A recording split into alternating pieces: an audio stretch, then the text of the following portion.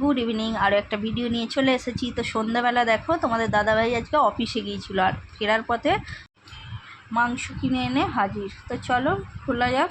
তো মাংসটা আজকেই করতে হবে, এখনই করতে হবে অর্ডার। মাংস দিয়ে এখন ভাত রান্না করে দিতে হবে। তো দেখো আমি খুলে দেখছি মটন এনে হাজির। তো এটা এখন তো আমায় রান্না করতে হবে, তার জন্য ভালো করে দেখো মাংসটা ভালো করে ধুয়ে নিই। চলো তারপর ম্যারিনেট করব।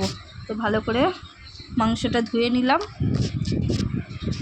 তো ধুতে ধুতে হাত তো তেলে একবারে ভর্তি হয়ে গেল।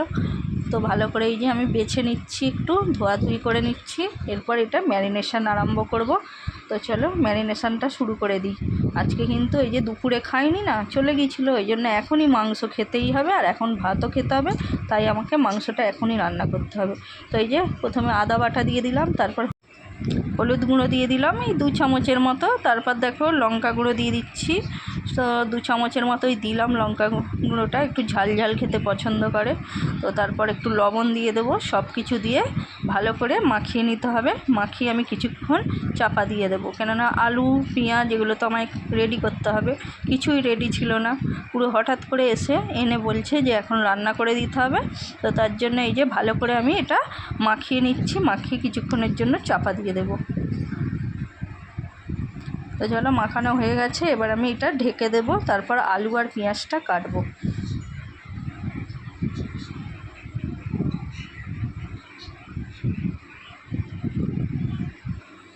চলো এবার আলু আর পেঁয়াজটা কেটে নিই। এই যে আলু কাটা হয়ে গেছে, এবার পেঁয়াজ কাটবো। তো এর মধ্যে আমি দেখছি রসুনটাও নেই, তার জন্য রসুনের মাথাগুলো ছাড়িয়ে দিলাম। মেয়েকে বললাম একটু রসুনটা ছাড়িয়ে দিতে, তা তো করলো না। সে তো সব আমাকেই করতে হবে, কী আর করব। রসুনটাও ছাড়াতে শুরু করে দিলাম। পেঁয়াজটা কাটা হয়ে গেছে। তো সব কিছু ধোয়াধুয়ি রেডি। এবার দেখো কড়াটা গরম হতে বসিয়ে দিয়েছি। এবার আলুগুলো ভেজে নেব, তার জন্য তেল দিয়ে দিলাম আর আলুটাও চাপিয়ে দিলাম। তো এবার একটু সামান্য লবণ আর হলুদ দিয়ে আলুটা ভালো করে নাড়াচাড়া করে দেবো। ও বাবা, অনেক তো জোর হয়ে গেছে দেখছি। দাঁড়াও দাঁড়াও, গ্যাসের জোরটা একটু কমিয়ে দিই। তো জোরটা কমিয়ে দিলাম। দেখো লবণ দিয়ে দিয়েছি, হলুদ দিয়ে দিয়েছি, যাতে করে আলুগুলো তাড়াতাড়ি একটু ভাজা ভাজা হয়ে যায়। তো কিছুক্ষণ ঢেকেও দেবো, তাড়াতাড়ি সেদ্ধ হয়ে যাবে আলুটা। তো প্রেশারে তো দেবই, তার জন্য কিছু ব্যাপার নেই। তো বেশ ভালো করে একটু, তাও না ভেজে নিলে না খেতেও টেস্ট হয় না। তো একটু ভেজে নিলাম দেখো। তো ভেজে আলুগুলো তুলে নিয়েছি। এরপর দেখো আবার তেল দিয়ে এর মধ্যে পেঁয়াজ দিয়ে দিয়েছি, কাঁচা লঙ্কা দিয়ে দিয়েছি, আর একটা তেজপাতা দিয়েছি। তো শুকনো লঙ্কা একটা ফোড়নে দিয়ে দিয়েছি। তো এবার পেঁয়াজগুলো একটু লাল লাল করে ভেজে নিয়েছি। এখানে দেখো রসুনটা আমি ভেবেছিলাম তেলে দেবো। ও বাবা, তোমাদের দাদা বলছে না রসুনটা ওর মধ্যে দাও, তবে ভালো টেস্ট হবে। তারপর রসুনটা থেতো করে আবার ওর মধ্যেই দিয়ে একটু মাখিয়ে রাখলাম। তো এবার পেঁয়াজটা লাল লাল করে ভেজে নেব।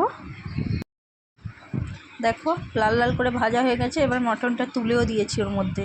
তো এবার ভালোভাবে নাড়াচাড়া করে কষিয়ে নিতে হবে। তো বেশ ভালো করে মানে এখন অনেকক্ষণ ধরেই কষাতে হবে, যতক্ষণ না তেল ছেড়ে আসছে।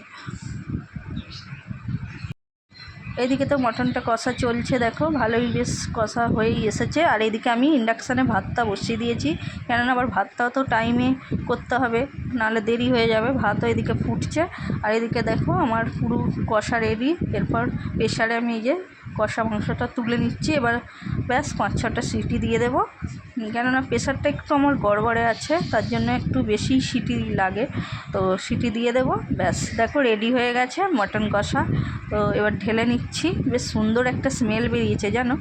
চলো আজকে তাহলে ডিনারে ভাত গরম গরম আর মটন কষা। তোমাদের কাদের কী হচ্ছে অবশ্যই আমাকে কমেন্ট করবে। তো আজকের ডিনারে তো আমরা এটাই খাবো। তো আজকের মতো ভিডিওটা এখানেই শেষ করছি।